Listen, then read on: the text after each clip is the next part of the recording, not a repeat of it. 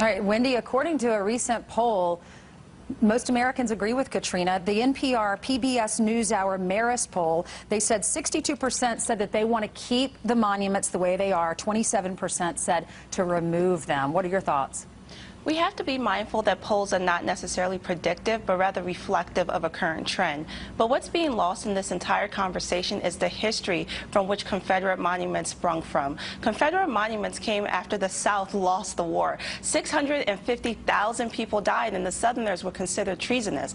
On top of that, this sprung up after December 1865, when the Ku Klux Klan actually was trying to revolt against black political power that came about during the Reconstructionist era. So this is not a symbol of patriotism. This is a symbol of hatred and division. And while it is a piece of American history, it's not necessarily the good part of American history. It's actually nefarious. So it doesn't deserve a place on state grounds. It deserves a place in museums, and that's where they need to be. It absolutely deserves a place, because bad history is still good history for this country. Slavery is good history? Where we are today. Where we are today. Absolutely. Slavery is good history? You know, absolutely.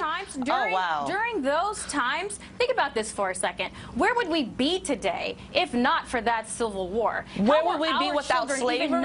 Are you serious? Okay, do you hear what you're saying? Even know how special and how wonderful this country is. How special slavery is? Do you know how many people died? Absolutely. Do you know how many people died? Ladies, listen to me, please. It's clearly a heated topic, Katrina. Katrina, it's clearly a heated issue. Ainsley, this is no one is racist. No one believes in racism or bigotry. But let me talk, please. Let me talk, ladies. Absolutely not. Katrina, this country was founded on slave owners please. who actually put in a place to change the laws and to make You're completely out of the line. Okay, and the fact you just came on national TV and said slavery was okay, that is very, slavery was that's what you just said. That's what you just said. Ladies, I'm letting you have a chance to talk. Could I please ask a question?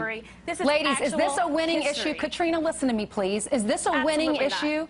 The president, he got more African-American votes than Mitt Romney did. Is this a winning issue? He won because of jobs, jobs, jobs. Exactly. No one wants to be racist. No one wants to be wants bigotry. Is there a compromise here? Should state leaders take over? Should governors decide? Nikki Haley decided to take down the Confederate flag in South Carolina. And that was the right decision. And so that should was this be a local issue? Where this discussion belongs. So to answer your question, Ainsley, this is a losing argument at the national level, because this is something that should be decided in municipalities who make those kinds of decisions. You cannot have people causing violence and chaos to make these types of changes, because that turns Americans off. Americans want jobs. They want to make sure that they can send their kids to college. They want to make sure they can put food on the table. They're not really concerned about a statue where they don't even know exists. We are concerned, Ainsley, and to answer your question, these are symbols of hatred, and they cause division in our country. And quite frankly, we should allow the states to decide, but for anyone to come on national TV and have the flawed rhetoric that these are symbols of America and what is good in America